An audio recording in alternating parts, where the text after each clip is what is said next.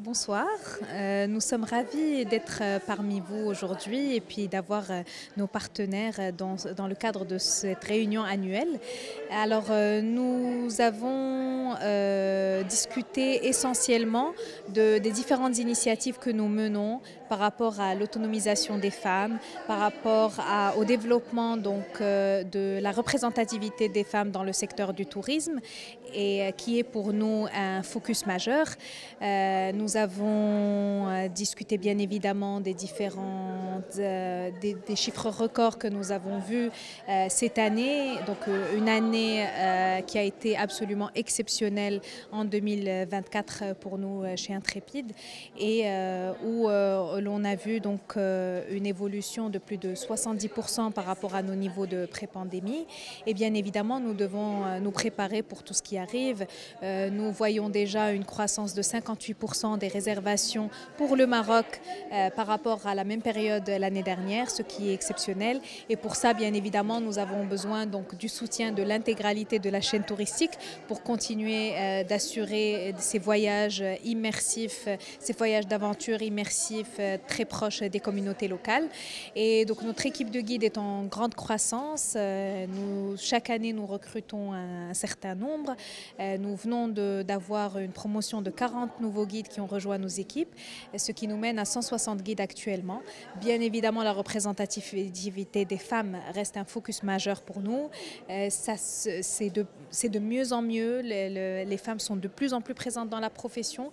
Nous avons eu la chance de faire un événement à l'ISTA, donc à l'Institut supérieur de tourisme de Ouarzazate, où nous avons eu donc le plaisir de constater qu'un tiers de la promotion actuelle des guides est féminine, ce qui est pour nous une grande avancée.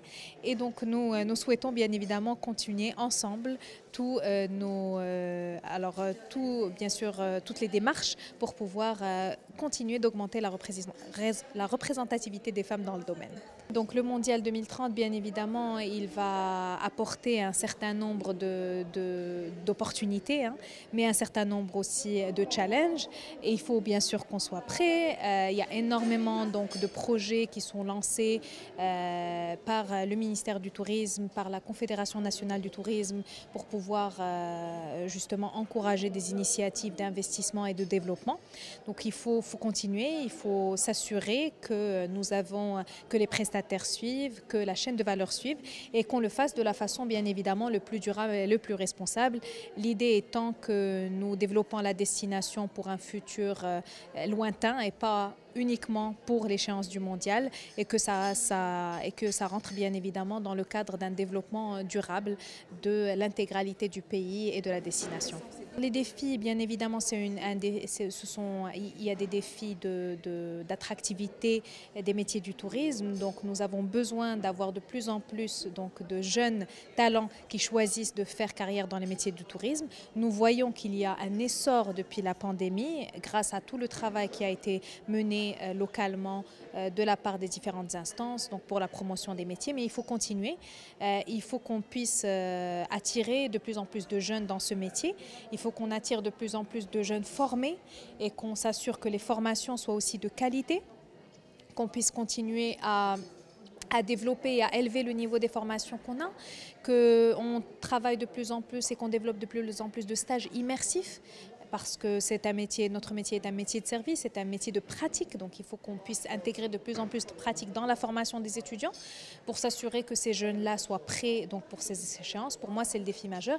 Et bien évidemment, il faut qu'on continue à promouvoir les différentes régions du Maroc et qu'on ait un focus qui n'est pas uniquement concentré sur des régions spécifiques, mais qui est plus orienté sur l'intégralité du pays pour qu'on puisse développer la connectivité entre les régions et pour pouvoir s'assurer que lorsqu'un voyageur visite le Maroc, il visite l'intégralité du Maroc, que l'impact est réel en termes donc de retombées, que ce soit économique et financière sur l'intégralité du pays et des régions et qu'on distribue donc l'impact du tourisme dans les différentes régions du Maroc.